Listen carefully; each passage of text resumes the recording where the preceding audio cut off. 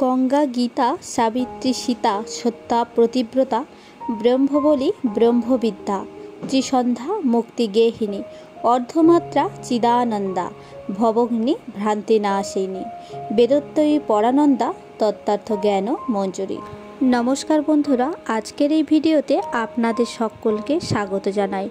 ভারতীয় দর্শনশাস্ত্র ও বিভিন্ন দেবদেবীর পূজা অর্চনা এবং শ্রীকৃষ্ণের বাণী প্রচার আমাদের এই চ্যানেলের মূল বিষয়বস্তু। শ্রীমদ্ ভাগবত গীতা প্রাচীন সংস্কৃত মহাকাব্য মহাভারতের একটি অংশ হল এই ভাগবত গীতা।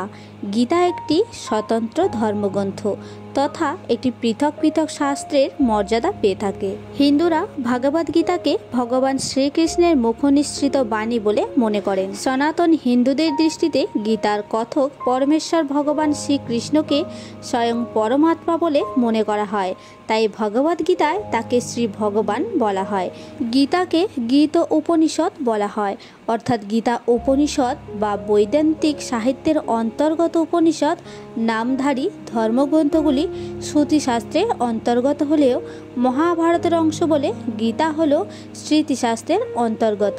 গীতার মাহাত্ম্য অধ্যায়ে পরমেশ্বর ভগবান শ্রীকৃষ্ণ বলেছেন, ইত্তনি জপে নিত্যং নরনিশ্চল মানস জ্ঞান সিদ্ধিং লাভে নিত্যং তদন্তে পরমং পদম। গীতার এই 18টি নাম যে মানুষ অচঞ্চল চিত্তে নিত্য জপ করে তিনি দিব্য জ্ঞান ও সিদ্ধি লাভ করেন এবং অন্তে পরম পদ প্রাপ্ত হন। আজকের এই ভিডিওতে আমরা গীতার এই 18টি নাম এবং তার অর্থ সম্বন্ধে জানব। প্রথম নামটি হলো গঙ্গা। প্রথমেই গঙ্গার নাম নেওয়া হয় কারণ মনে করা হয় যে গঙ্গায় ডুব দিলে কোনো ব্যক্তির সকল পাপ নাশ হয়ে যায়, তাই সবার প্রথমে গঙ্গার নাম নেওয়া হয়। দ্বিতীয় হলো গীতা। গীতা অতি পবিত্র ধর্মগ্রন্থ। যে ব্যক্তি শুদ্ধ চিত্তে গীতা পাঠ করে সেই মুহূর্তে তার সকল পাপ নষ্ট হয়, তাই এখানে গীতার কথাও বলা হয়েছে। তৃতীয় হলো সাবিত্রী। সাবিত্রী তিনি এতটাই সতী ছিল যে তার মৃত স্বামীর প্রাণ ফিরিয়ে আনতে সমর্থ হয়েছিলেন, তাই এখানে সাবিত্রীর নামও বলা হয়েছে। চতুর্থ সীতা, ভগবান রামের স্ত্রী। মাতা সীতা এতটাই পবিত্র ছিলেন যে রাবণ শত চেষ্টা করার পরেও তার পবিত্রতা নষ্ট করতে পারেনি, তাই সীতা নামকে মহাপবিত্র বলা হয়। পঞ্চম হলো সত্তা। সত্তা বলতে আমাদের আত্মার কথা বলা হয়েছে। আত্মা যেমন অমর, ভগবত গীতাও তেমন অমর। ষষ্ঠ হলো প্রতিব্রতা। প্রতিব্রতা বলতে বোঝায় ভগবানের প্রতি আনুগত্য, কারণ একমাত্র ভগবানই হলেন আমাদের প্রত্যেকের প্রতি এবং আমরা সবাই তার পত্নী স্বরূপ। সপ্তম ব্রহ্মবলী। ব্রহ্মাবলী ব্রহ্ম শক্তি থেকে নির্গত শক্তিকে বলা হয়।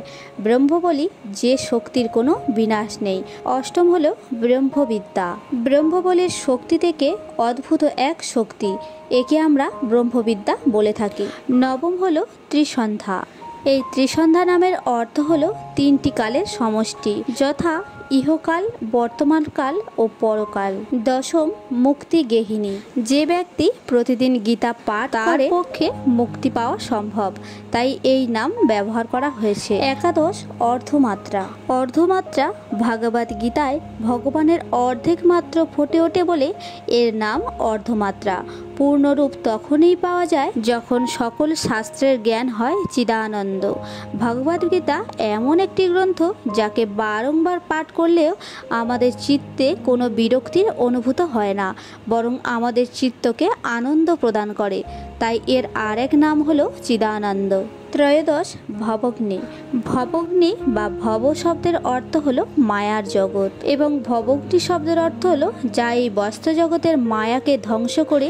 গীতার আর এক নাম ভবঘ্নি, কারণ গীতা পাঠ করলে এই বস্তু জগতের মায়া ধ্বংস হয়। চতুর্দশ ভ্রান্তিনাশিনী। আমরা আমাদের প্রত্যাহিক জীবনের পারিপার্শ্বিক বস্তু দেখে আমরা বিভ্রান্ত হই, পথভ্রষ্ট হই।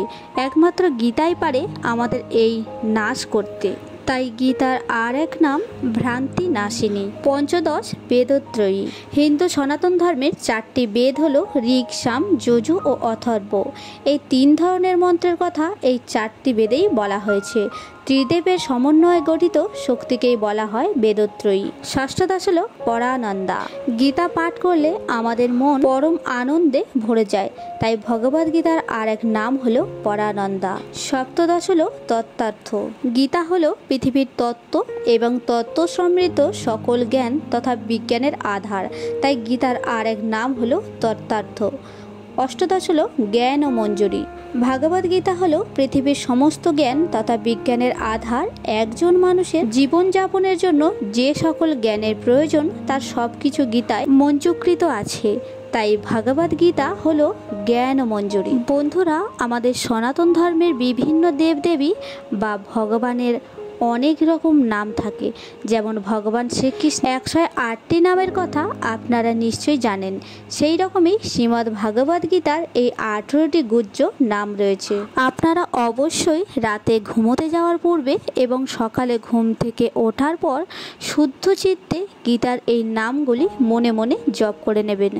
ভগবানের করুণায় আপনার পরম মঙ্গল সাধিত হবে।